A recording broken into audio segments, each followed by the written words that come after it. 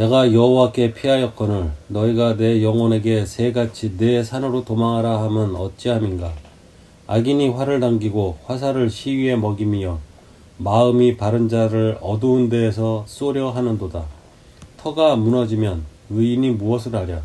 여호와께서는 그의 성전에 계시고 여호와의 보좌는 하늘에 있으며 그의 눈이 인생을 통촉하시고 그의 안목이 그들을 감찰하시도다. 여호와는 의인을 감찰하시고 악인과 폭력을 좋아하는 자를 마음에 미워하시도다. 악인에게 그물을 던지시리니 불과 유황과 태우는 바람이 그들의 잔에 소득이 되리로다. 여호와는 의로우사 의로운 일을 좋아하시나니 정직한 자는 그의 얼굴을 배우리로다. 아멘.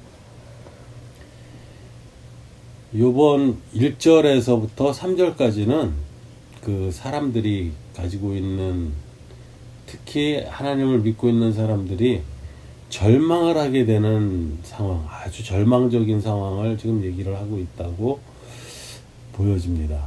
왜 그러냐면 우선은 여호와에게 피하였음에도 불구하고 새같이 네 산으로 도망하라 라고 조롱을 받을 정도의 그 상황이라는 것과, 또 악인이 활을 당기고 또 화살을 시위에 먹이며 라고 하는 것은 현대로 말하면 총에 총알을 장전해서 쏘려고 조준을 하고 있다, 이런 이야기가 되는 거니까 바로 내가 죽어버릴 수밖에 없는, 악에게 당해버릴 수밖에 없는 그런 정도의 상황이다.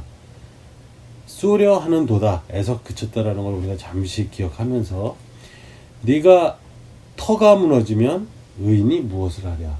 여기에서 이 터는 우리가 살아가고 있는 마음의 그 고향 같은 곳, 그리고 마지막 보루라고도 하기도 하고, 우리들의 희망의 끈을 놓지 않는다고 할 때 그 희망의 끈이 연결되어 있는 든든한 곳, 그곳을 터라고 봐야 되는데, 그곳 자체가 무너졌기 때문에 의인이라고 하는 것은 여기에서는 하나님의 뜻을 따라서 살려고 하는 사람들이 과연 그러한 상황에서 어떻게 살아날 수가 있겠느냐라고 이제 아주 절망적인 상황을 이야기를 하고, 그리고 4절부터 이제 4절에 걸쳐서는 그럼에도 불구하고 4절을 중심으로 해서 희망적인 메시지를 갖게 되는데, 어떤 말을 하게 되냐면 여호와께서는 그의 성전에 계시고, 그리고 여호와의 보좌는 하늘에 있고 그의 눈이 인생을 통촉하시고 그의 안목이 그들을 감찰하시도다, 이렇게 얘기를 하고 있어요. 근데 이게 내용으로만 보면 지금 이 시를 쓴 사람이 당하고 있는 상황에서 한치도 좋아지지 않고 있는 모습을 볼 수 있는 거예요.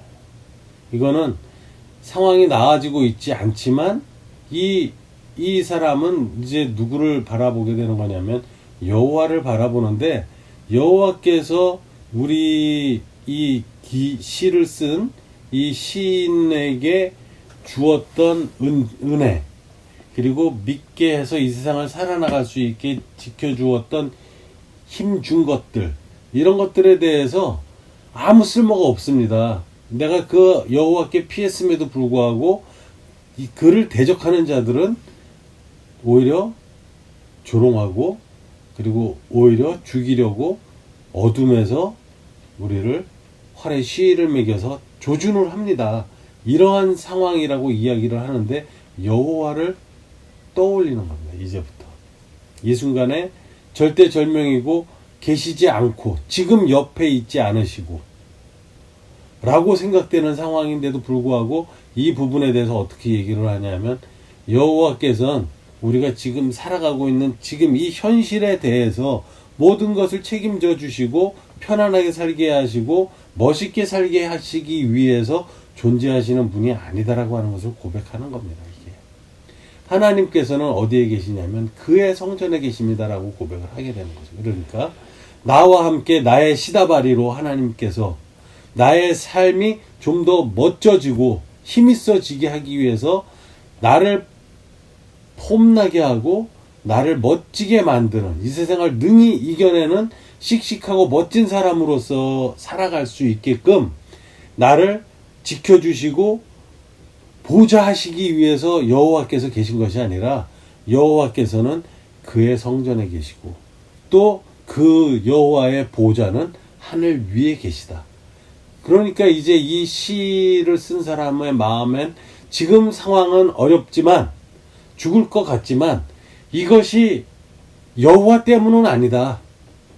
그러면서 거꾸로 생각하는 것은 나의 소망은 이 세상 가운데 저 악한 자들이 공격을 하고 있는 것에서 피해 나가고 살아남는 것에 목적이 있는 것이 아니라 나의 목적은 저 여호와께서 계신 성전에 내가 같이 갈 수 있는 사람이다. 나의 신분을 확인을 하게 되고 여호와의 성전은 하늘 위에 계시기 때문에 나도 그 하늘 위에 성전에 갈 수 있는 사람이다라는 이제 하나의 희망을 찾아낸 거예요. 그리고 나서 그 뒤에 짧으니까 다시 읽어드리는데 여호와는 의인을 감찰하시고 악인과 폭력을 좋아하는 자를 마음에 미워하시도다. 악인에게 그물을 던지시리니 불과 유황과 태우는 바람이 그들의 잔에 소득이 되리로다. 여호와는 의로우사 의로운 일을 좋아하시나니 정직한 자는 그의 얼굴을 배우리로다. 이렇게 하늘에 올라가서 지금이 아니라 하나님의 그때에 하나님의 나라에 함께 있으면서 그곳에서 내가 기쁘게 살아갈 수 있는데 그 여호와께서는 저 녀석들을 같이 불러서 같은 곳에서 살게 하실 분이 아니다라는 이야기를 하고 있는 거죠. 그러니까 저자들은 악하고 또 불의를 저지르고 그리고 불과 유황과 태우는 바람이 그들의 잔의 소득이 되리로다. 이렇게 이야기를 한 것은 이것은 시험불을 얘기하고 처벌을 하는 유황이 끓는다라고 표현을 하는 지옥의 상황, 스올의 상황 이런 것들에 대해서 이야기를 해주고 있는 부분을 끌고 와서 악한 자들은 지옥에 떨어지게 될 것이다 라고 이야기를 하고 있는 것이고 그것이 그들의 소득이 될 것이다 라고 이야기를 하는 것은 그들의 결말이 바로 그런 것들을 갖게 될 것이다. 나쁜 행위를 통해서 할 수 있는 것은 불과 유황이 타고 있는 그곳에 떨어지게 될 것이다. 나는 여호와의 전에 예배하는 자로 있을 수 있을 것이다. 이것을 지금 다시 머릿속에 떠올리면서 내가 사는 것은 이스라엘 사람, 즉 하나님의 백성으로 살고 있기 때문에 저자들이 저렇게 나를 죽일 듯이 궁핍하게 몰아세운 이 환경에서 버텨낼 수 있는 힘은 여호와가 바로 이곳, 이 지옥 같은 땅, 이곳에 있는 이 상태에서 모든 것이 완결되는 것이 아니라 하나님께서 계신 그 성전과 그 성전이 있는 하늘나라, 새로운 땅과 새로운 하늘, 그곳에서 이 믿는 하나님의 백성은 다시 주님과 함께 있을 수 있을 것이다 라는 희망을 불사르면서 희망을 갖고 이 어려운 상황을 견뎌내는 시다, 이렇게 보면 됩니다.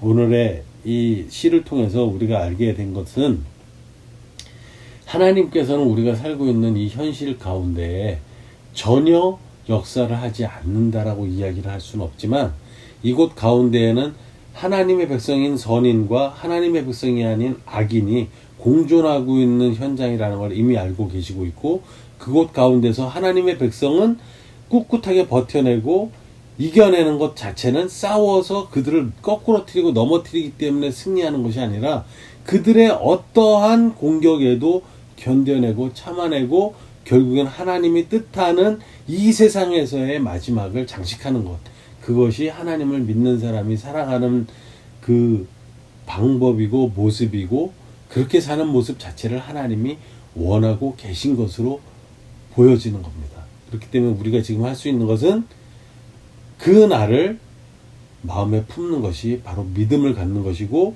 그 마음을 품게 되면 그 믿음이 바로 하나님과의 소통이 원활하게 될 수 있는 기도가 올려지고 내가 말하는 기도와 뜻하는 기도가 하나님이 보고 있는 이 세상을 향한 마음이 움직이시는 하나님의 마음, 그 마음을 우리가 이 세상을 향해서 토로해내고 그것을 또 우리가 탄식하면서 살아가지만 결국에는 하나님의 뜻이 이 세상 가운데에 하나님의 입김으로 성령으로 세상 가운데 스며들게 하는 통로가 되는 것임을 잊지 않고 사셨으면 좋겠습니다.